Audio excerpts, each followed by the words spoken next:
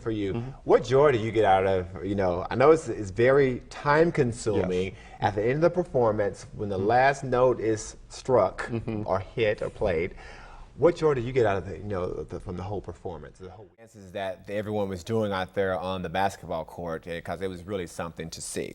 Coming up, we're going to have another meet and greet, but this time it's with Coach Bellinger, who is the men's basketball coach. Stay with us. There's more for Moore University. Now, that Sunday morning, 11-year-old Denise McNair and 14-year-old Addie Mae Collins, Carol Robertson, and Cynthia Wesley all lost their lives here. Definitely, she was the second major fire here in Birmingham. Right behind me here, we're in the 2400 block of 12th Avenue North. This house you see behind me here, neighbors tell me that it has been vacant for more than a year, but the fire broke out here about 45 minutes ago, and from what some of the people are telling me, that there are some vagrants who have been living here for the past year or so, and if you can see some of the video for how the scene really looks right now. Well, Janice, we're here at just southbound Mount Olive Road here at I-65. That collision involves 4 vehicles, and it is a fatal collision. As you can see behind me, the vehicles are still out here. Now, this is what witnesses tell me, that the gray car was northbound on I-65, somehow crossed the median and ended up going head-on into southbound traffic. Let's show you some of the video from just moments ago. The driver of the gray car, we are told, has died in this accident. The truck you see right in front of the gray car, that person has also been life flighted to a local hospital.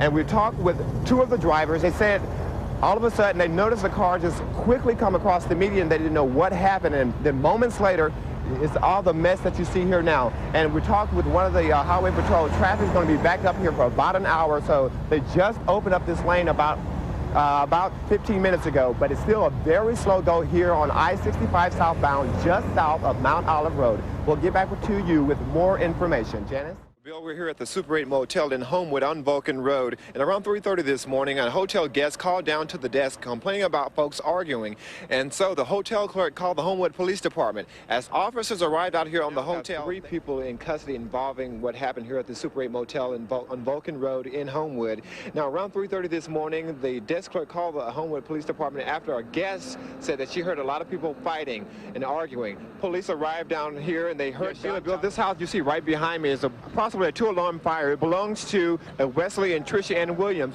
Now, the fire broke out in the rear portion of the house, and it quickly spread upstairs where it trapped the other resident who lives upstairs. Let me tell you, a miraculous escape. Now, the person, his name is Dave Owens. If you can see this chain ladder here, he had to escape through that a small window and come down that chain ladder because of the fire was so immense. And right now, there's still a couple of hot spots inside of the house that you see here behind me.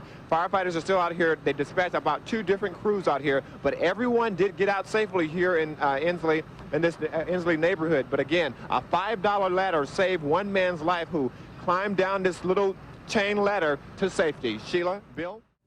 Bill, good morning. Some folks in this quiet neighborhood went to sleep last night thinking something just wasn't right. This morning, they're waking up to a quadruple homicide. Around 9 last night, Pelham police got a 911 call to this residence. From neighbors we talked to, they say the owner of this house, the man who owns this house, lived here with his girlfriend and her 2 kids. Now, when police arrived here, Chief Alan Wade says they found 4 dead bodies. We're presently investigating the case. We have our evidence technicians and our detectives. They're being assisted by the Alabama Department of Forensic Sciences. At this point in time, that's all I can tell you. Now, Chief Wade did confirm this about the 4 bodies that are still in this house right behind me. 2 of the bodies belong to adults and the other 2 belong to children. And they have not released the names of the victims nor the causes of death. Bill? Michael, in life, there's 2 things that you can count on. That's death and taxes. But today we're talking about the latter. And the U.S. Postal Service, they do have a plan to handle the tax matting for those procrastinators who are waiting late to file their tax returns. And joining me now is April Williams, who with the Postal Service, and she's going to tell us about what you all have in store here. First of all, for the tax forms, how are you going to handle the Postal Service? And just to let you know about those other locations that will be available to serve those late filers tonight, the main post office here at 24th Street will again be open until midnight, and the office in the cargo area at the airport will be open until 10, and the office at the Galleria will be open until 9, and the Parkway East and Forestdale Boulevard offices will close at 7. And again, the main post office here will have 5 locations for tax forms available for you, and they'll also have some tax tips here, free advice. I'll tell you a little bit more about that coming up in Good Day, Alabama. Murder has happened here at Metropolitan Garden Apartments, which is right across the street from the downtown post office. We're told by Birmingham police around 4:45 this morning, a man living in apartment 503B opened up his door apparently to someone that he knew. That person, we're told, shot him and left the man for dead in the doorway of his apartment. That person has died, and we're told there were 3 other people inside the apartment at the time of the shooting, so apparently there may be a witness in this shooting.